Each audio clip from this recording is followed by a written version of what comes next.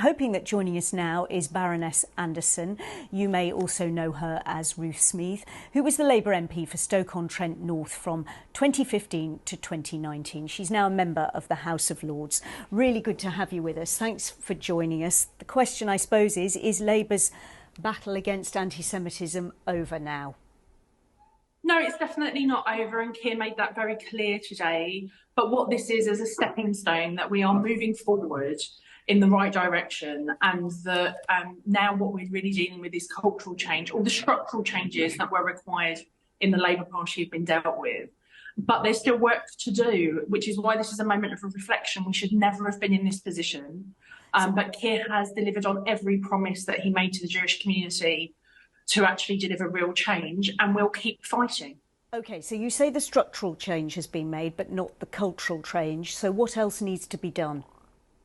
I think Keir did that today, actually. He made it very clear that if you don't like the changes that he's making, that if you feel uncomfortable in a party that has a zero tolerance approach to anti-Semitism, then you're simply not welcome and you can leave. There is nothing to keep you in the Labour Party because there is no turning back.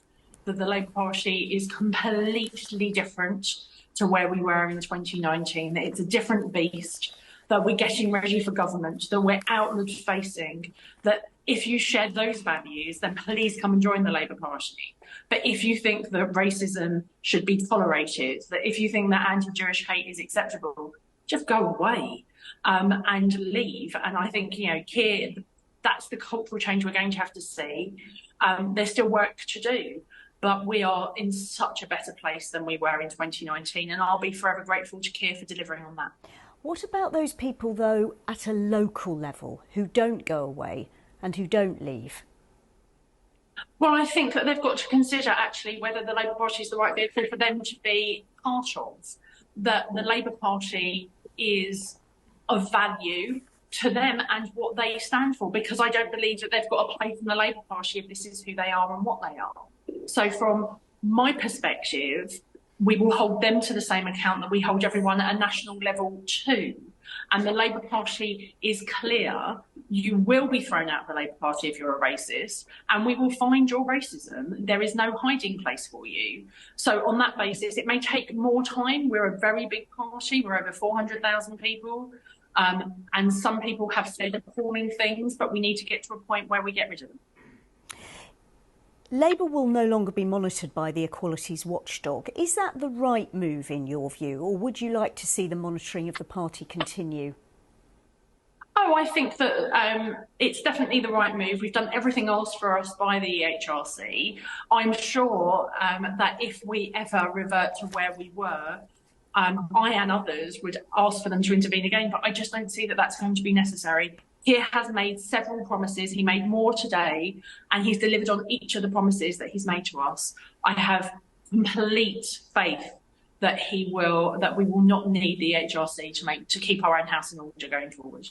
A final question. Jewish Voice for Labour, which is, of course, a group that represents Jews that back the former Labour leader Jeremy Corbyn, say that they find today's news alarming and that Jews like them do not feel safe in Keir Starmer's Labour Party. I'm quoting now, "In some Labour Party constituencies, the situation has deteriorated to the point where Jews who do not support Israel or who continue to support former Labour Party leader Jeremy Corbyn have become too frightened to attend party meetings for fear of intimidation and abuse." Is your message ultimately to them tough? Basically, yes. Jewish Voice for Labour is a minute, tiny organisation. Much of their leadership has been expelled from the Labour Party because of their beliefs about other Jews. And they have said appalling and abhorrent things, and candidly made my life a misery when I was a Member of Parliament because of their indulgence of conspiracy theories and racism. So I think that this is a fringe group. I don't think they're worthy of your comment or mine. But I don't want anyone to feel unsafe in the Labour Party, but you've got to consider why you're a member of an organisation and whether they share your values. And if you're a member of an organisation that is separate to the Labour Party, that thinks that anti-Semitism was overplayed, that outlines it as a smear, that attacks other Jews, then I've got to consider why you'd want to be in the Labour Party in the first place. Baroness Anderson, we're out of time, I'm afraid, but really good to talk to you, and thank you for taking the time to talk to us on BBC News. Thank you.